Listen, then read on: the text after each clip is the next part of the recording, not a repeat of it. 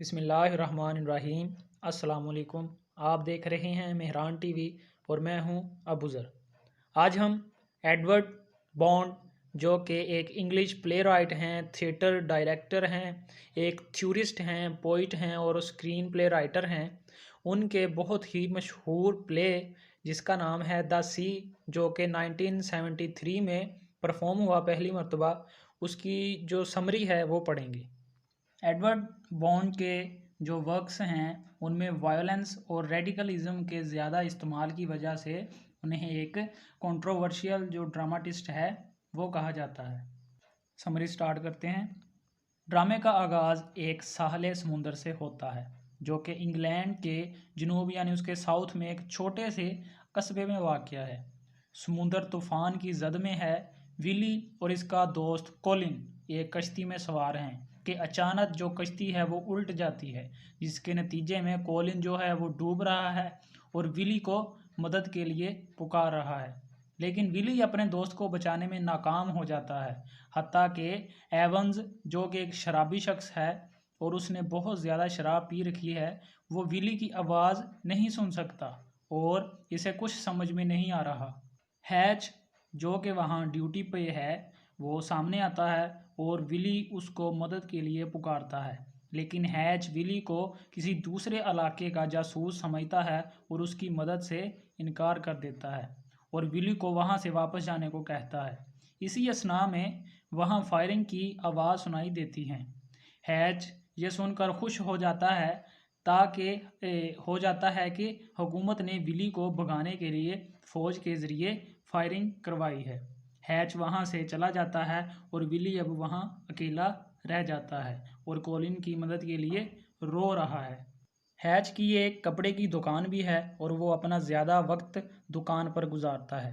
इस वक्त वो अपनी दुकान पर एक बूढ़ी खातून मिसिज़ रॉफ़ी जो हैं उसकी और उनकी जो साथी हैं मिसिज़ टाइल हाउस, उन दोनों को कपड़ा दिखा रहा है। मिसिज़ रॉफ़ी एक तनकीदी नुक्ता नज़र रखने वाली खातून है। वो हर चीज़ में नुक्स हैं वो निकाल रही हैं। वो एक दस्तानों का जोड़ा और पर्दों के लिए वेलवेट खरीदती हैं। विली इसी असना में वहाँ पर आता है। मिसिज़ रॉफ़ी जो हैं उसको अपना तारफ़ करवाती है। वो कोलिन के हादसे के बारे में बातें करते हैं और दुकान से चले जाते हैं। होलरकट, थॉमसन और कार्टर दुकान के पिछले हिस्से से नमूदार होते हैं। हेज जो है वो इनको पहले ही बता देता है कि विली एक जासूस है और किसी दूसरे सियारे का एजेंट है, यानी एक एलियन है। एवन की झोंपड़ी साहले समुद्र पर है। एक बाईसाइकिल इसके करीब खड़ी है।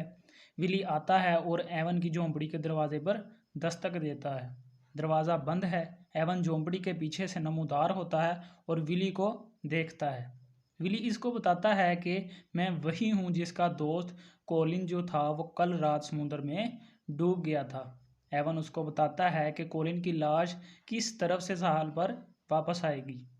हैच और होलरकट वहाँ पहुँच जाते हैं और विली और एवन को बातें करते देख लेते हैं। विली अपने दोस्त कोलिन को याद करके रोना शुरू कर देता है।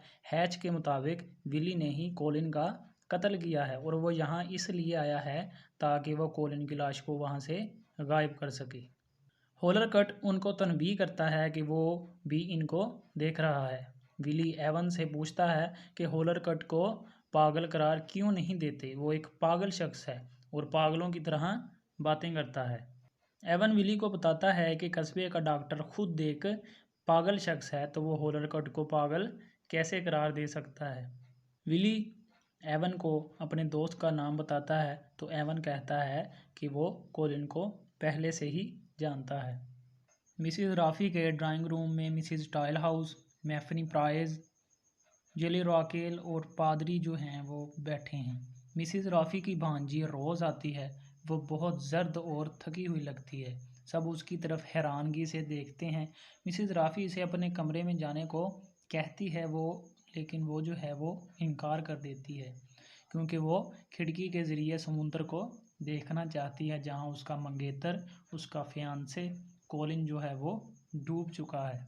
वो नॉर्मल दिखाई नहीं दे रही। मिसिज़ रॉफ़ी दूसरी ख़वातीन को खिड़की को पर्दे से ढाँपने के लिए कहती है। मिसिज़ रॉफ़ी हर साल समुंदर के तूफ़ान से बचने के लिए गार्ड्स की खिदमत हासिल करने के लिए, चंदा इकट्ठा करने के लिए एक स्टेज ड्रामा जो है उसका इनेकाद करवाती है। मिसेज़ रॉफ़ी ने ड्रामे का स्क्रिप्ट जो है वो पकड़ रखा है। मिसेज़ रॉफ़ी मरकज़ी किरदार अदा कर रही हैं, दूसरी ख़वातीन एक्स्ट्रा रोल अदा कर रही हैं। इस असना में वहाँ विली आता है। सब ख़वातीन शर्म महसूस करती हैं और चाहती हैं कि वो वहाँ से वापस चला जाए, लेकिन मिसेज़ रॉफ़ी जो हैं वो विली को वहाँ रुकने और रिहर्सल जो है उसे देखने का कहती है। विली रोज़ के साथ बैठ जाता है और वो दोनों कोलिन के बारे में बातें करने लग जाते हैं। विली अपने दोस्त कोलिन के बगैर बहुत उदास दिखाई दे रहा है। रोज़ डर जाती है और विली को अपने घर वापस जाने का कहती है, लेकिन वो जाने से इनकार कर देता है। हालांकि वो ड्रामे की रिहर्सल में कोई दिलचस्पी नहीं ले रहा। पादरी जो है वो विली से माजरत करता है कि हमें इस वक्त ड्रामे की रिहर्सल नहीं करनी चाहिए जब हमारे इलाके का एक नौजवान मर चुका है। विली कहता है कि वो बहुत अफसरदा है कि वो कोलिन को डूबने से नहीं बचा सका। हैच अपनी दुकान पर होलरकट, थॉमसन और कार्टर को बता रहा है कि किस तरह इन्होंने दूसरे सियारे के लोगों का मुकाबला करना है। वो कहता है कि हम सबको बहुत एहतियात के साथ यूएफओज़ पर नज़र रखनी होगी, क्योंकि हैच के मुताबिक यूएफओज़ जो हैं वो कई दफ़ा भेस जो अपना है वो बदल कर सामने आते हैं। वो एवन और विली को भी जो एलियंस हैं उनका एजेंट समझता है। मिसेज़ रॉफ़ी और मिसेज़ टाइल हाउस जो हैं वो हैच की दुकान पर आती हैं। हैच बहुत खुश हो जाता है क्योंकि वो सोचता है कि मिसेज़ रॉफ़ी ने जिन कपड़ों का ऑर्डर दिया था वो कपड़े ख़रीदने आई है, लेकिन मिसेज़ रॉफ़ी कपड़े लेने से इनकार कर देती है। वो कहती है कि वो हरगिज़ पसंद नहीं करती कि वो किसी ऐसे शख्स से ताल्लुक़ रखे जो बहुत गैर ज़िम्मेदार शख्स हो, क्योंकि विली ने बताया है कि तुमने कोलिन को बचाने में इसकी मदद नहीं की। मिसेज़ रॉफ़ी जो हैं वो हीच को तनबीह करती है कि वो इसके बारे में आला अफसरान को बताएगी। हैच गुस्से में आ जाता है और मिसेज़ रॉफ़ी को बताता है कि विली जो है वो एक जासूस है, एक एलियन है। असल विली जो है वो मर चुका है, जबकि ये विली जो है वो अपना भेस बदल कर एक एलियन जो है वो किसी को भी नुकसान पहुंचा सकता है। मिसेज़ रॉफ़ी हैच की दुकान से अपने मुलाज़म थॉमसन को कान से पकड़ कर ले जाती है कि वो हैच के साथ इसकी मशकूक सरगर्मियों में क्यों मुलव्वस है। हैच जो है वो अकेला रह जाता है और बहुत परेशान है कि अगर मिसेज़ रॉफ़ी ने अपना ऑर्डर ना लिया तो इसे बहुत बड़ा माली नुकसान उठाना पड़ेगा और कंपनी का इस पर से एतमाद जो है वो उठ जाएगा।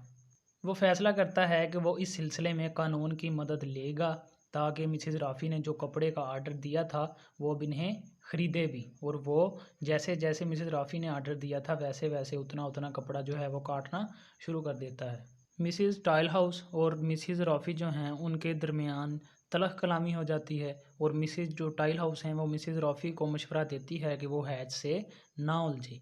मिसेज़ रॉफ़ी अपना जो पर्स होता है वो हैच के हाथ में पकड़ाती है और ख़ुद दुकान से बाहर निकल जाती है। मिसेज़ टाइल हाउस उसे अपना पर्स जो है वो वापस लेने का कहती है, मगर मिसेज़ रॉफ़ी कहती है कि अगर इसके जो पर्स है उसमें थोड़े से ही पैसे हैं, उसे इसकी ज़रूरत नहीं। और मिसेज़ रॉफ़ी ये धमकी लगाती हुई वापस चली जाती है कि वो पुलिस के पास जा रही है ताकि हैच ने जो कोस्ट गार्ड के कानून की खिलाफ वर्जी की और उसका जो पर्स छीना है उस पर हमला करके उसकी रिपोर्ट दर्ज करवाने वो जा रही है। मिसेज़ टाइल हाउस जो है वो भी डरी हुई वहाँ से निकल जाती है।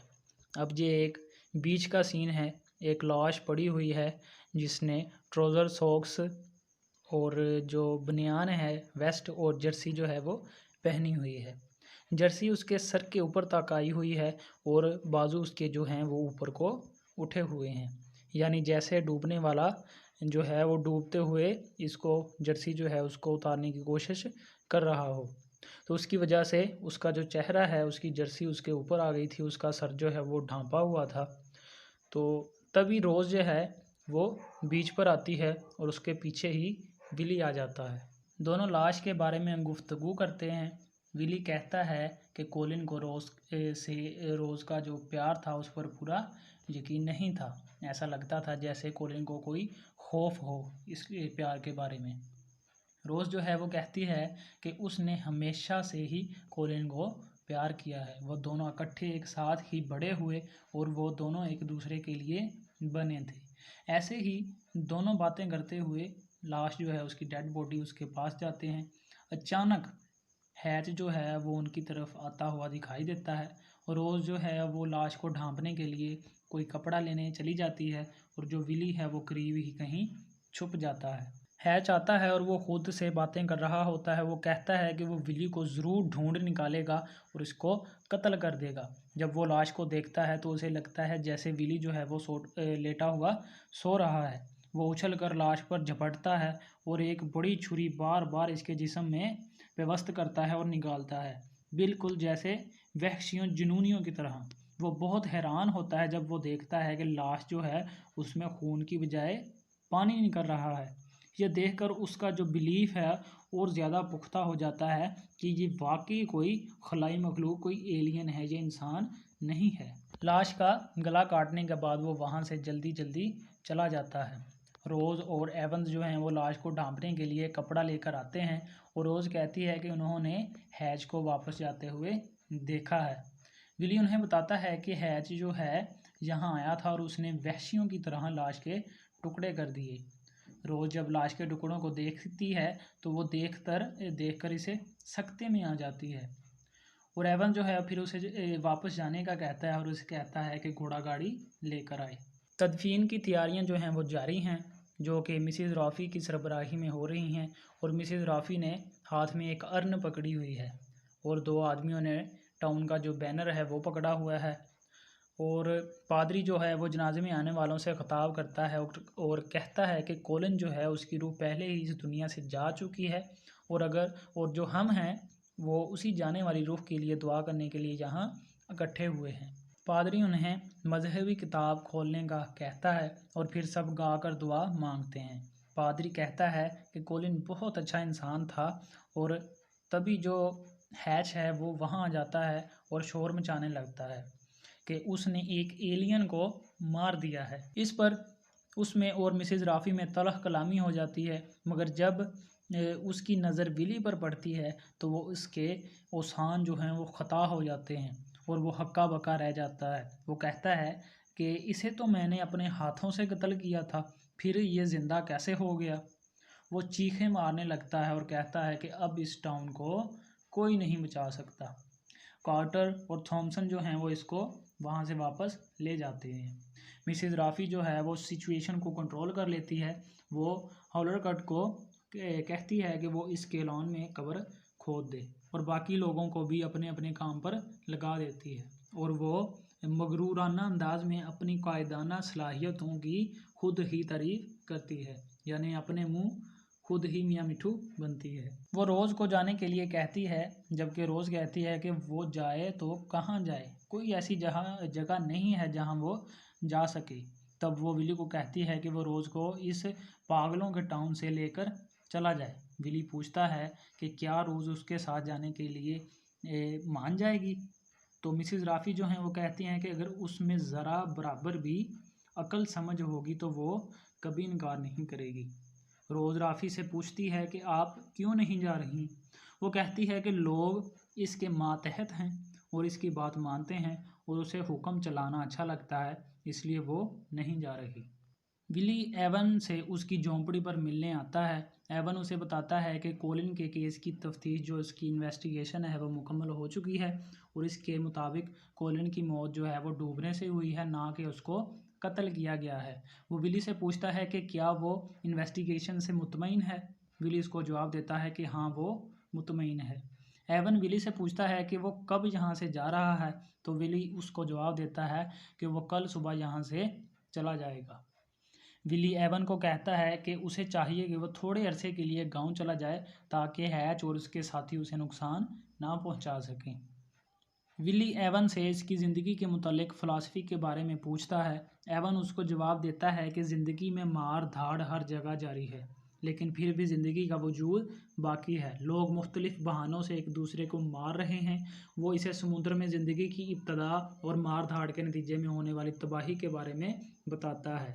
एवन विली को ज़िंदगी की बका के बारे में उम्मीद दिलाता है कि अगर सब इंसान भी इस मार धाड़ के नतीजे में मर जाएं, लेकिन फिर भी कहीं ना कहीं एक चूहा बाकी रह जाएगा जिससे दोबारा ज़िंदगी की इब्तदा होगी और आखिरकार ज़िंदगी मौत पर गलबा पा लेगी। विली एवन से पूछता है कि क्या इसे यहाँ ठहरना चाहिए, तो एवन उसको जवाब देता है कि तुम यहाँ से चले जाओ और सच्चाई की तलाश करो। सच्चाई तुम्हारा इंतज़ार कर रही है, लेकिन तुम हमेशा पुरउम्मीद रहना। मैंने तुम्हें यह सब इसलिए बताया है कि ताकि तुम मायूस ना हो जाओ, लेकिन तुम इस मार धाड़ की सूरत हाल को ज़रूर बदलना और मोहब्बत का पैगाम फैलाना। इसी असना में वहाँ रोज़ आती है और कहती है कि पैकिंग जो है वो मुकम्मल हो चुकी है और इन्हें जल्दी से स्टेशन पर पहुँचना है। वो विली से पूछती है कि वो एवन से क्या कह रहा था, तो विली रोज़ को जवाब देता है कि वो यहाँ एवन को खुदा हाफिज़ कहने आया था और वो खुश है कि रोज़ ने उसके साथ जाने का फ़ैसला किया है। इसके बाद विली और रोज़ वहाँ से कस्बा छोड़कर चले जाते हैं। तो ये थी इस ड्रामे की समरी। उम्मीद है आपको अच्छे से समझ आई होगी। अपना ख्याल रखिएगा, दुआओं में याद रखिएगा। अल्लाह हाफिज़।